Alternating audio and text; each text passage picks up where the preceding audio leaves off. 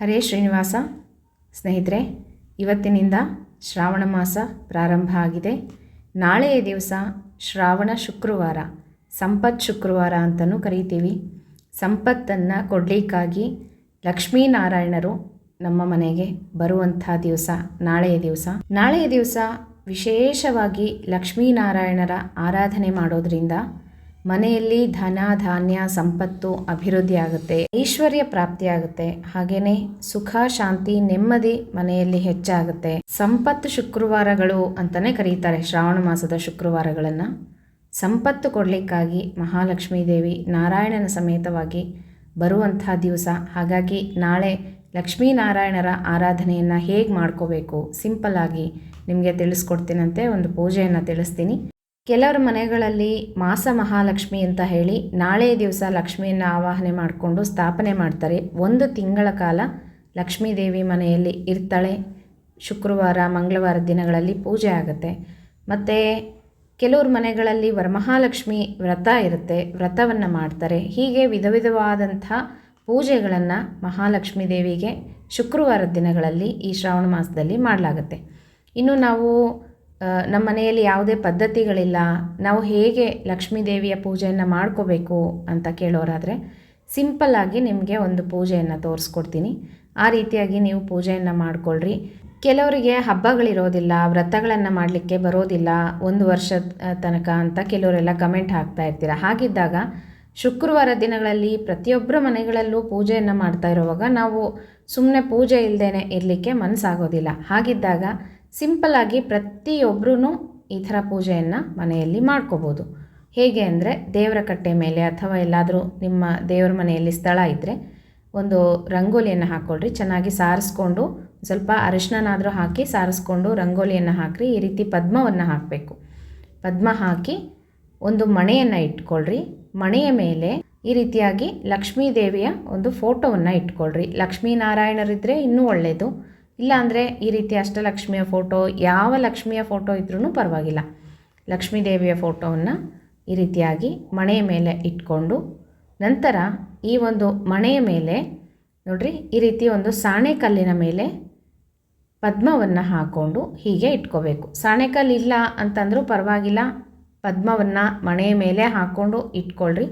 ಸಾಣೆಕಲ್ಲಿರೋರು ಈ ರೀತಿಯಾಗಿ ಒಂದು ಪದ್ಮವನ್ನು ಹಾಕ್ಕೊಂಡು ರಂಗೋಲಿಯಲ್ಲಿ ಅರಿಶಿನ ಕುಂಕುಮ ಅಕ್ಷತೆಯನ್ನು ಹಾಕಿ ಅದರ ಮೇಲೆ ಒಂದು ಲೋಟದಲ್ಲಿ, ಬೆಳ್ಳಿ ಲೋಟದಲ್ಲಿ ಅಥವಾ ಹಿತ್ತಾಳೆ ತಾಮ್ರದ್ದು ಯಾವುದಾದ್ರೂ ಆಗಲಿ ಪರವಾಗಿಲ್ಲ, ಲೋಟದಲ್ಲಿ ಅಕ್ಕಿಯನ್ನು ತುಂಬಬೇಕು.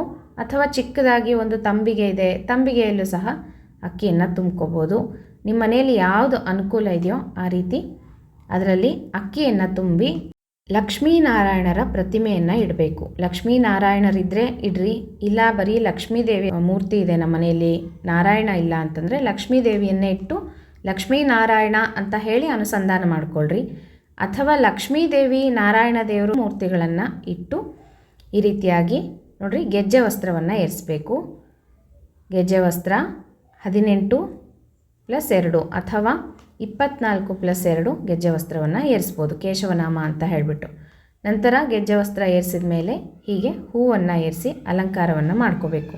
ನೀವೇನು ತಂಬಿಗೆ ಅಥವಾ ಕಳಶ ಅಥವಾ ಒಂದು ಲೋಟ ಯಾವುದ್ರಲ್ಲಿ ಅಕ್ಕಿ ತುಂಬ್ತೀರೋ ಅದಕ್ಕೆ ಸ್ವಲ್ಪ ಸುಣ್ಣವನ್ನು ಹಚ್ಚಿ ಅರಿಶಿನ ಕುಂಕುಮವನ್ನು ಹಚ್ಚಿರಿ. ಈ ರೀತಿ ಅಲಂಕಾರವನ್ನು ಮಾಡಿಕೊಂಡು ಲಕ್ಷ್ಮೀ ದೇವಿಯ ಪೂಜೆಯನ್ನು ಮಾಡ್ಕೋಬೇಕಾಗತ್ತೆ ಸ್ನೇಹಿತರೆ. ನಾಳೆಯ ದಿವಸ ನಿಮಗೆ ಸಂಕಲ್ಪ ತುಂಬ ಸಲ ಹೇಳ್ಕೊಟ್ಟಿದ್ದೀನಲ್ಲ, ಅದೇ ರೀತಿಯಾಗಿ ದೇಶ ಕಾಲವನ್ನೆಲ್ಲ ಹೇಳಿಕೊಂಡು ಪರಾಭವನಾಮ ಸಂವತ್ಸರೇ ದಕ್ಷಿಣಾಯಣೆ ವರ್ಷಾ ಋತು ಶ್ರಾವಣ ಮಾಸೆ ಶುಕ್ಲಪಕ್ಷೆ ದ್ವಿತೀಯಾತಿಥೌ ಶುಕ್ರವಾಸರಃ ಮಘಾ ನಕ್ಷತ್ರ ಪರಿಘಯೋಗ ಬಾಲವಕರ್ಣ ಏವಂ ಗುಣ ವಿಶೇಷಣ ವಿಶಿಷ್ಟಾಯಾಂ ಶುಭ ಪುಣ್ಯತಿಥೌ ಅಸ್ಮದ್ಗುರುವಂತರ್ಗತ ಭಾರತೀರಮಣ ಮುಖ್ಯ ಪ್ರಾಣ ಅಂತರ್ಗತ ಶ್ರೀ ವಿಷ್ಣು ಪ್ರೇರಣೆಯ ವಿಷ್ಣು ಪ್ರೀತ್ಯರ್ಥಂ. ನಿಮ್ಮ ಮನಸ್ಸಿನಲ್ಲಿ ಏನಾದರೂ ಕೋರಿಕೆಗಳಿತ್ತು ಅಂತಂದರೆ ಲಕ್ಷ್ಮೀನಾರಾಯಣರ ಮುಂದೆ ಹೇಳಿಕೊಂಡು ಸಕಲ ದುರಿತಕ್ಷಯ ದ್ವಾರ ಶ್ರೀ ಲಕ್ಷ್ಮೀನಾರಾಯಣ ಅನುಗ್ರಹ ಪ್ರಾಪ್ತಿ ದ್ವಾರ ಶ್ರಾವಣ ಮಾಸ ಶುಕ್ರವಾರ ಲಕ್ಷ್ಮೀನಾರಾಯಣ ಪೂಜಾಂ ಕರಿಷ್ಯೆ ಅಂತ ಹೇಳಿಕೊಂಡು ಅಕ್ಷತೆ ನೀರನ್ನು ಒಂದು ಪಾತ್ರೆಗೆ ಬಿಟ್ಬಿಡ್ರಿ.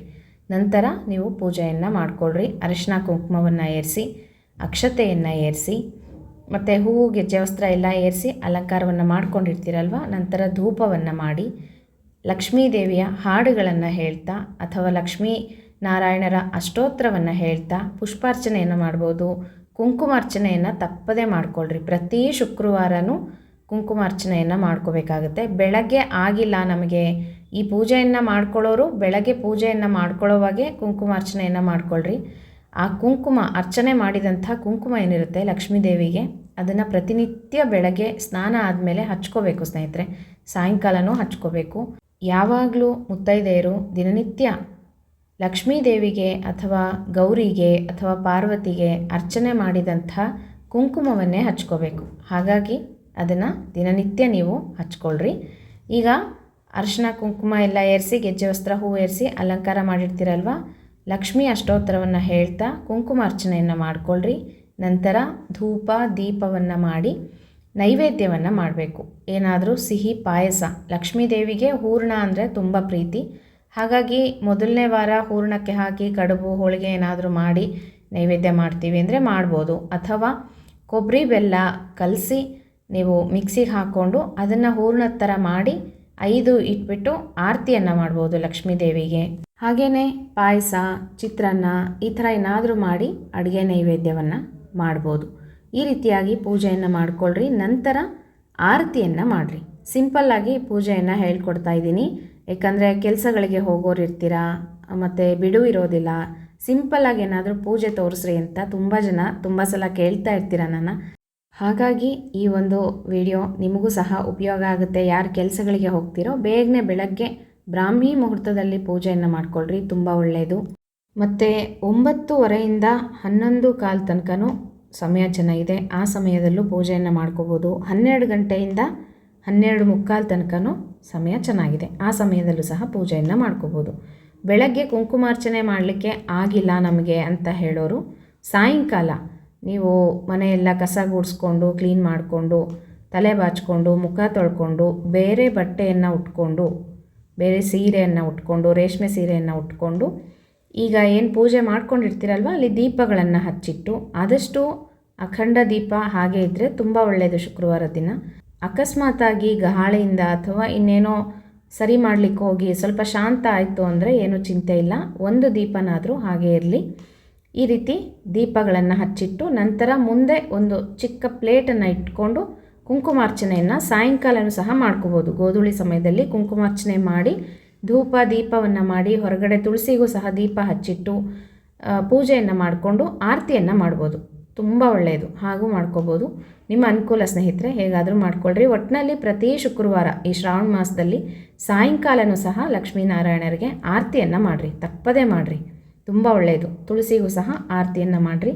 ಈ ರೀತಿ ಹುರುಗಡ್ಲೆ ಸಕ್ಕರೆಯನ್ನು ನೈವೇದ್ಯ ಮಾಡ್ಬೋದು, ತುಂಬ ಒಳ್ಳೆಯದು. ಲಕ್ಷ್ಮೀ ದೇವಿಗೆ ಹುರುಗಡ್ಲೆ ಅಂದರೆ ತುಂಬ ಪ್ರೀತಿ. ಹಾಗಾಗಿ ಪ್ರತಿ ಶುಕ್ರವಾರನೂ ಹುರುಗಡ್ಲೆ ಸಕ್ಕರೆಯನ್ನು ನೈವೇದ್ಯ ಮಾಡಬೇಕು. ಹಾಗೆ ಈ ರೀತಿಯಾಗಿ ಸಿಂಪಲ್ಲಾಗಿ ಪೂಜೆಯನ್ನು ಮುಗಿಸ್ಕೊಂಡು ಕೊನೆಗೆ ಆರತಿಯನ್ನು ಮಾಡಿ ಲಕ್ಷ್ಮೀನಾರಾಯಣರಿಗೆ ಪ್ರದಕ್ಷಿಣೆ ನಮಸ್ಕಾರವನ್ನು ಮಾಡಿಕೊಳ್ಳ್ರಿ. ಈ ರೀತಿಯಾಗಿ ಪ್ರತಿ ಶುಕ್ರವಾರ ಲಕ್ಷ್ಮೀನಾರಾಯಣರ ಪೂಜೆಯನ್ನು ಮಾಡೋದ್ರಿಂದ ಮನೆಯಲ್ಲಿ ಧನ ಧಾನ್ಯ ಸಂಪತ್ತು ಅಭಿವೃದ್ಧಿ ಆಗುತ್ತೆ. ಮತ್ತು ಸುಖ ಶಾಂತಿ ನೆಮ್ಮದಿ ಹೆಚ್ಚಾಗುತ್ತೆ. ಮನೆಯಲ್ಲಿ ಎಲ್ಲನೂ ಒಳ್ಳೆಯದಾಗುತ್ತೆ ಸ್ನೇಹಿತರೆ. ಹಾಗೆಯೇ ಸಂಪತ್ತು ಶುಕ್ರವಾರದ ಹಾಡನ್ನು ಕೇಳಿಸ್ಕೊಳ್ರಿ. ಸಾಧ್ಯವಾದರೆ ನಿಮ್ಗೆ ಹೇಳೋದಕ್ಕೆ ಬರುತ್ತೆ ಅಂತಂದರೆ ಸಂಪತ್ತು ಶುಕ್ರವಾರದ ಹಾಡು ಅಂತ ಇದೆ ಲಕ್ಷ್ಮೀ ದೇವಿಯದು, ಅದನ್ನು ಹೇಳ್ಕೊಬೋದು ಸಾಯಂಕಾಲದ ದೀಪ ಹಚ್ಚಿದ ಮೇಲೆ.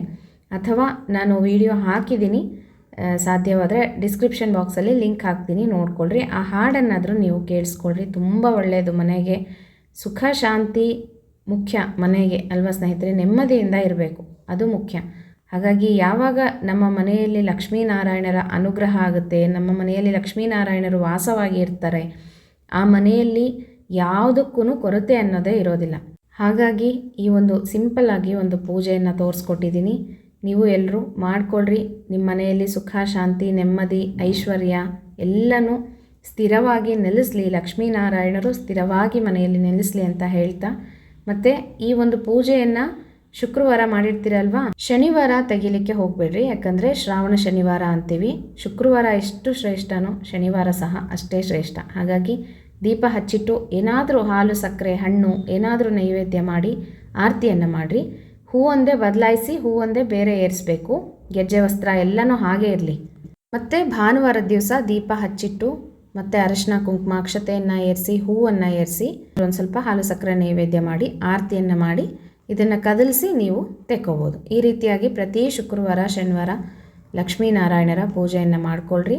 ಎಲ್ಲರಿಗೂ ಒಳ್ಳೆಯದಾಗಲಿ ಅಂತ ಹಾರೈಸ್ತಾ ಮತ್ತೆ ಮುಂದಿನ ವಿಡಿಯೋಟಿಗೆ ಸಿಗ್ತೀನಿ ಸ್ನೇಹಿತರೆ. ಹರೇ ಶ್ರೀನಿವಾಸ.